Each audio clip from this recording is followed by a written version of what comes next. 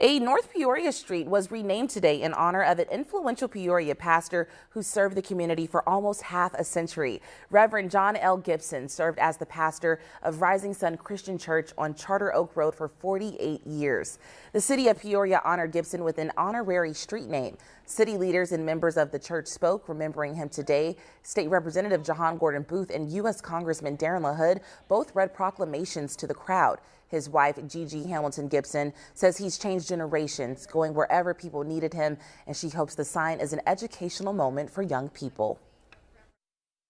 Maybe if a child is traveling down to Charter Oak Primary School, maybe a parent can pull in and say, let me do a history lesson here on faith, on perseverance, and on staying true to what you believe in. Gordon Booth commended Gibson on leading people with vision and compassion.